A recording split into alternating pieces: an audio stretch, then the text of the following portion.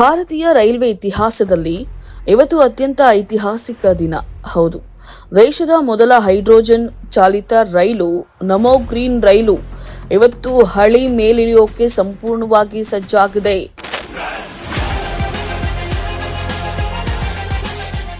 ಪ್ರಧಾನಿ ನರೇಂದ್ರ ಮೋದಿ ಅವರು ಹರಿಯಾಣದ ಜಿಂದ್ ಸೋನಿಪತ್ ಮಾರ್ಗದಲ್ಲಿ ಈ ಪರಿಸರ ಸ್ನೇಹಿ ರೈಲಿಗೆ ಹಸಿರು ನಿಶಾನೆಯನ್ನ ತೋರಿಸಲಿದ್ದಾರೆ.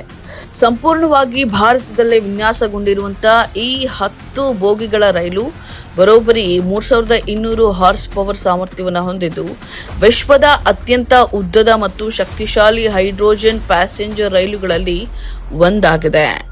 ಇದರ ಅಸಲಿ ಮ್ಯಾಜಿಕ್ ಇರೋದೇ ಇಲ್ಲಿ. ಈ ರೈಲು ಯಾವುದೇ ಡೀಸೆಲ್ ಅಥವಾ ಕರೆಂಟ್ ಇಲ್ಲದೆ ಓಡುತ್ತೆ. ಹೈಡ್ರೋಜನ್ ಮತ್ತು ವಾತಾವರಣದ ಆಕ್ಸಿಜನ್ ನಡುವಿನ ರಾಸಾಯನಿಕ ಪ್ರಕ್ರಿಯೆಯಿಂದ ಇದು ಸ್ವತಃ ತಾನೇ ವಿದ್ಯುತ್ತನ್ನು ತಯಾರಿಸಿಕೊಳ್ಳುತ್ತೆ. ಅಷ್ಟೇ ಅಲ್ಲ, ಇದು ಹೊಗೆಯ ಬದಲಿಗೆ ಕೇವಲ ನೀರಿನ ಹಬೆಯನ್ನ ಮಾತ್ರ ಹೊರಹಾಕುತ್ತೆ.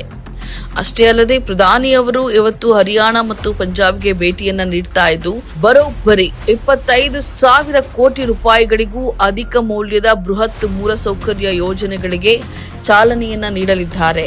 ಮಾಲಿನ್ಯ ಮುಕ್ತ ಮತ್ತು ಹಸಿರು ಭಾರತದ ಕಡೆಗೆ ನಮ್ಮ ದೇಶ ಇಟ್ಟಿರುವಂತಹ ಈ ದೈತ್ಯ ಹೆಜ್ಜೆಯ ಬಗ್ಗೆ ನಿಮಗೇನನ್ಸುತ್ತೆ? ಕಮೆಂಟ್ ಮಾಡಿ ತಿಳಿಸಿ. ಇಂತಹ ಇನ್ನಷ್ಟು ವಿಡಿಯೋಗಳನ್ನ ನೋಡಲು ನಮ್ಮ ಚಾನೆಲ್ ಅನ್ನ ಸಬ್ಸ್ಕ್ರೈಬ್ ಮಾಡಿ, ಬೆಲ್ ಐಕಾನ್ ಕ್ಲಿಕ್ ಮಾಡಿ.